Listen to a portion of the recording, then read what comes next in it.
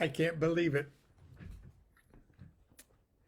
I just now got over my morning address to the Seattle Esoteric Freemasonry Conference, and I'm still sitting in the same chair without coffee and ready to do a little talk this morning. Let me first of all check to see that my microphone here is turned up properly. Hang on.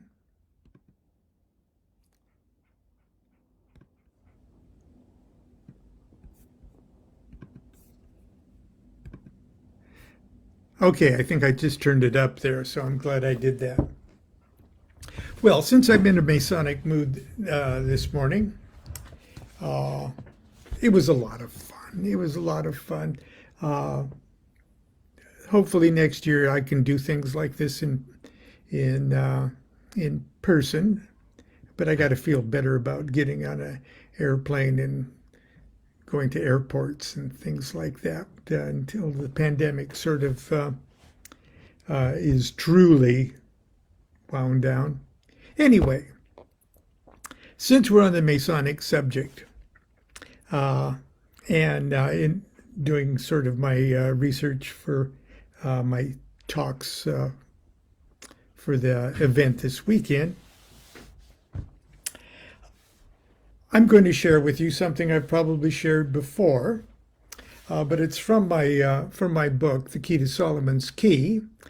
Is this the lost symbol of Freemasonry or Masonry? And it's my chapter 5. It's called A Society of Boys. Now, it starts off with the epigram from the Oath of DeMolay. I promise that I will be faithful to every trust committed to me, to every promise I shall make so far as is humbly possible, and that I will ever hold before me as a glorious example the heroic fidelity of Jacques DeMolay, and that of every other martyr who gave his life rather than betray a friend or be false to a trust. That's from the Oath of DeMolay. When I was 14 years old, I was gently pressured by my father and several of my schoolmates to join the Order of DeMolay. Created in 1919 by Frank S. Land, a Kansas City businessman and a high-degree Freemasonry, DeMolay is a Masonic organization for young men between the ages of 12 and 21. Now let me digress for a second. When I first met Francis Israel Regarde at his home in Studio City, it was in the morning, and even it was before noon.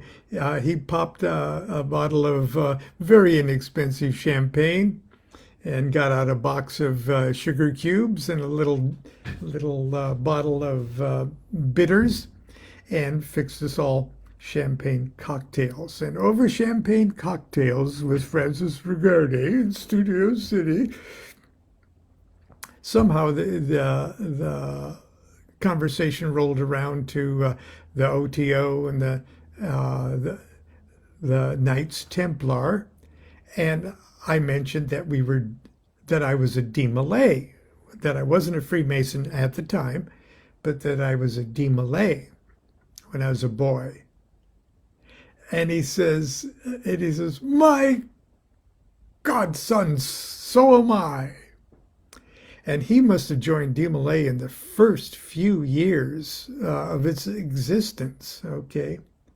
And so I hopped up, and because he was still standing at the little table where he was making the cocktails, and we gave each other the step and sign and the secret word of a DeMolay, which he remembered after all those years. And it was one of the obviously one of the sweetest memories of my life was exchanging the secret word of a DeMolay with my occult hero, Israel Regardie. But I digress. At first I thought the whole thing a little corny, and would have much preferred spending my time practicing my guitar and misbehaving. I confess I didn't take much of it seriously. There were, however, certain elements of the experience that appealed to me very much. I loved the feel of a Masonic lodge, of the lodge room. After meetings, when the rest of the boys were in the social hall enjoying refreshments, I'd sit alone in the semi-darkness of the temple and try to imagine the secret goings-on of grown-up Masons. The lodge room felt more sacred than a church. It was rectangular and smelled like old wood and cigars. Yeah, for 100 years they let them smoke cigars in the lodge. There were big thrones positioned in the east, south, and west, and 2 ornate pillars with globes on their capitals flanked by the double doors in the west. There was an altar in the middle of the floor. It seemed like everything, every chair, every podium, every mounted symbol knew its place and was perfectly situated where it belonged. Is this where the royal secret is revealed? One evening after our chapter meeting, I remained in the lodge room to drink in the atmosphere and daydream about rituals. That night I chose to sit in the big throne in the south. I knew it was an important officer's chair because it was behind an ornate podium that looked like a shortened pillar. The top of the podium was covered by a square of black marble.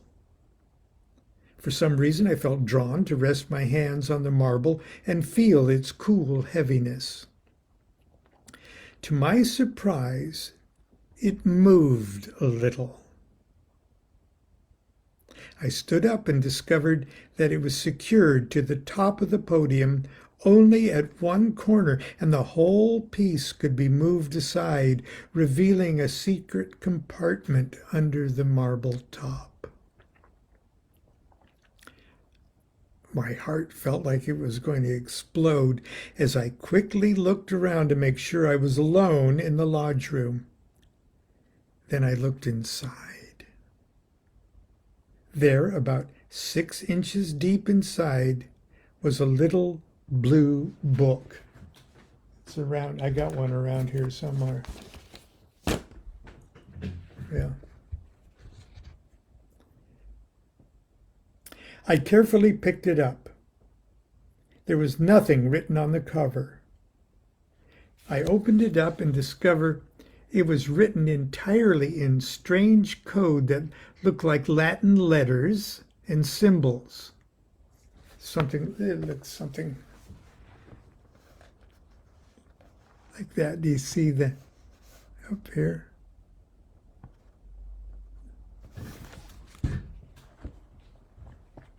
I remember thinking, this is so cool. I debated whether or not I should tell my father of my forbidden discovery. I opted not to, fearing in the back of my mind that he might have to kill me. I was particularly impressed by DeMolay's second-degree initiation ceremony. The ritual is really a play staged in the chapter room by the boys themselves. It exemplifies the trial and martyrdom in 1314 of Jacques DeMolay, the last Grand Master of the Knights Templar, who was burned at the stake in Paris at the hands of the Inquisition. It's a remarkably elaborate drama full of off-stage torture and screaming. Just the kind of things adolescent boys love. In a way, the ceremony is a diluted preview of elements of several degrees of the Scottish Rite of Freemasonry. that treat on the same subject. As presented, the story is a classic example of good versus evil. The noble Grand Master of a band of virtuous knights, resisting an envious and greedy King of France and a corrupted, superstitious Pope. Even though, in this case, evil temporarily triumphs, DeMolay is executed and his order apparently dispersed. The moral lessons are clear. Our hero remains true to his conscience and loyal to his comrades throughout the ordeals of false accusations, torture, an unjust trial, and finally the stake. The ceremony did not focus too clearly about what precisely the charges against the Templars were, and DeMolay, what he was charged with. In the ritual, the Master Inquisitor accuses DeMolay of being the head of an order that, quote, practiced many abominations, and charges him with hypocrisy and treachery in conducting the Crusades in the Holy Land, betraying the King of France, Philip IV le Bel, heresy toward the Church, living in wealth while the poor starved, as if the Church and the King thought that was a bad thing. I digress. And conniving with the infidel to make the Crusades fail of their holy purpose. Those were the charges. I have to admit I was pretty awed by the whole thing. In my adolescent eyes, Jacques DeMolay seemed like a pretty cool guy, and his death was an object lesson in virtue and loyalty, qualities I hoped I would always be able to emulate. But besides teaching me what I was for, DeMolay's story also taught me about things I should be against. The forces of intolerance, superstition, and tyranny. After my DeMolay degree initiation, I joined my brothers in the social hall for refreshments and listened to a short talk delivered by our dad, the term used for the chapter's adult Masonic supervisor.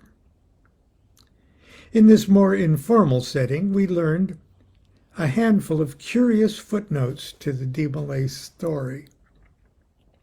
Our dad, that's the adult Masonic supervisor of a chapter of DeMolay, is called Dad. Our dad obviously enjoyed this part of the evening and delivered his talk extempore. First, he told us that some Masonic historians believe that Masonry was started by former Knights Templar who fled to Scotland when the order was outlawed.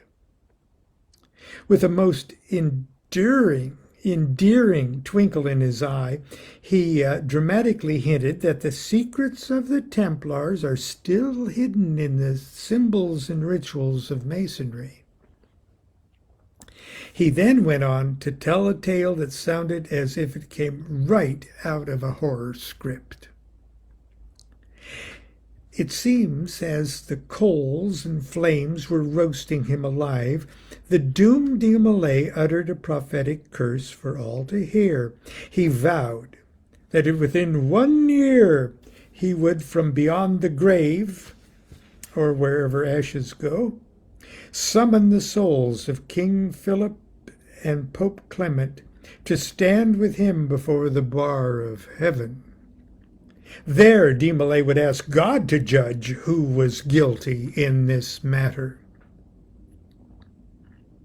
And it came to pass that less than a year after that awful utterance, the king and pope did indeed join the martyred Grand Master in the afterlife. I was very impressed. Still, It was pretty strong stuff for a boy of 14 in small-town Nebraska, and I confess I didn't meditate too deeply about DeMolay and his comrades until many years later, when the ghosts of the Knights Templar would again ride into my life. This time the focus of my attention would not be on the death of Jacques DeMolay, but the heresies and the abominations he and his fellow knights were accused of practicing.